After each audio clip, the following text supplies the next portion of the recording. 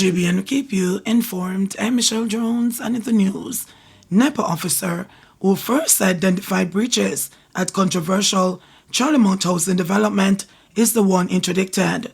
The National Environment and Planning Agency's officer who first identified breaches at the controversial Charlemont Drive development is the individual who was interdicted last week. The development is owned by President of the National Water Commission, Mark Barnett, and his wife, Annette Francis Barnett. The couple escaped prosecution for breaching the environmental permit for their development, as the time for such breaches had expired by the time action was initiated. Director of Public Prosecutions, Paula Llewellyn, in her recent findings, stated that the officer from NEPA observed and noted a breach on December 17, 2020. However, 7 days earlier, an officer from the KSAMC visited the location and determined that the development was compliant with plans approved by the local authority. But according to leaked documents, the officer, who was sent on interdiction on January 17, pending further investigations, is accused of bringing the NEPA into disrepute and of inefficient work performance in that he failed to carry out established enforcement procedures in regards to monitoring the development. It is understood that the investigation is for NEPA to determine whether there is a disciplinary case for the officer to answer. As a result of the alleged gross misconduct, the officer is to receive 80% of his salary during the period of interdiction. In the meantime, a senior human resource officer has been appointed to lead the investigation. The Charlemont development became the subject of an investigation by the Integrity Commission and a subsequent ruling by the Director of Public Prosecutions, Paula Llewellyn. Llewellyn said, given that the breach was first identified by the National Environment and Planning Agency on December 17, 2020, prosecution should have been initiated by December 17, 2020. Jerk chicken vendor shot and killed at home. 40-year-old jerk chicken vendor Richard Roach was shot and killed along Old Harbour Road, Spanish Town, St. Catherine on Saturday night. Roach was at home about 9 p.m. when explosions were heard. The police were summoned to the scene. Roach was found lying face down in a pool of blood with what appeared to be gunshot wounds to his head. He was taken to the Spanish Town Hospital where he was pronounced dead. No motive has been established for the killing. The Spanish Town Criminal Investigations Branch is probing the matter. Security guard killed in Broadgate, St. Mary. A 34-year-old female security guard was shot and killed early Saturday morning in an apparent home invasion. Police say the victim, Jodian Buchanan, was alone at the two-bedroom home she shared with her father when a lone masked gunman reportedly entered the house through a back door. The gunman allegedly opened fire at Buchanan, killing her on the spot before making his escape. The police were called, and the deceased was reportedly found lying on her back in her bed with gunshot wounds to her upper body.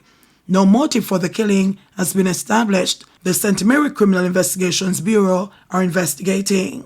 Man found with throat slashed in Clarendon. A man was found with his throat slashed in Rocky Point, Clarendon on Saturday. According to reports, police were alerted to the scene after residents reportedly heard a loud commotion at the Bubbler Vibes bar at about 11:50 p.m. A man, who has been identified as Aubrey Robertson, was later observed near the entrance of the establishment with his throat slashed. The man's grey Toyota car was parked a few meters from the scene. Saturday's incident is the first homicide recorded for the parish since the start of the year.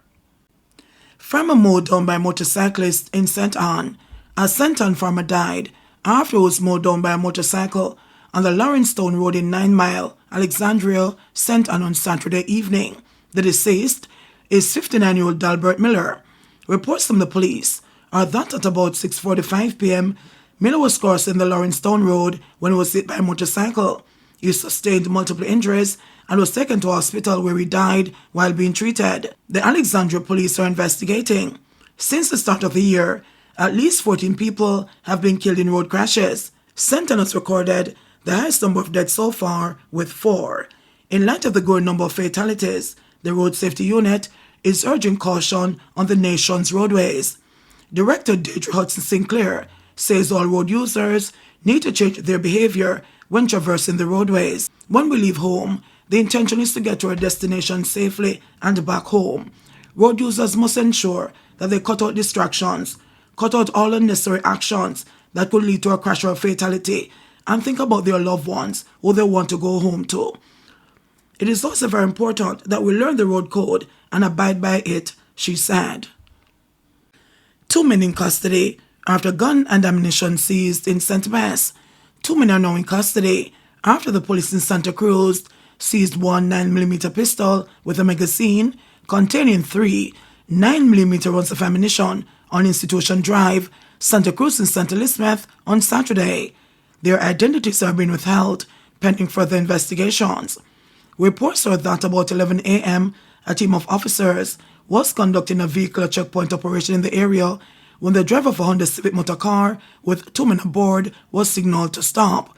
The vehicle and its occupants were searched, and the weapon found in the possession of one of the men. They were taken into custody. 5 arrested in Old Harbor Bay following gun and ammunition seizure. 5 people, including 3 juveniles, were arrested by the Old Harbor Police in St. Catherine following the seizure of 3 illegal guns. It's reported that about 1 a.m. Sunday, the police were on duty in the Old Harbor Bay area when explosions were heard. The team responded and intercepted a Toyota Probox motor car along the Old Harbor Bay main road. 1 man reportedly ran from the vehicle and escaped. During a search of the vehicle, 3 loaded pistols were found. The remaining 5 occupants of the vehicle were taken into custody pending further investigations. NHD remains mum on settlement with developer in $2.5 billion contract dispute. The state-owned National Housing Trust NHD has remained silent on details of the deal it has struck with the developer it accused of not delivering 200 houses for which it advanced $650 million. A week ago, Attorney at Law Michael Williams confirmed that there was a mediated settlement between his client, Dexim Holdings Limited, and the NHD in the dispute that arose over a $2.5 billion contract. Under a 2-year guaranteed purchase agreement signed in August 2019, the NHD committed to buying 200 houses at $12.5 million per unit in Dexim Holdings out of the Blue Development in Discovery Bay, St. Anne. The agreement was amended and the deadline extended to August 2022. However, the NHD filed a lawsuit against Dexim a month later, alleging that despite advancing $650 million to Dexim, it had not received any of the houses and that the company was even selling lots assigned to it.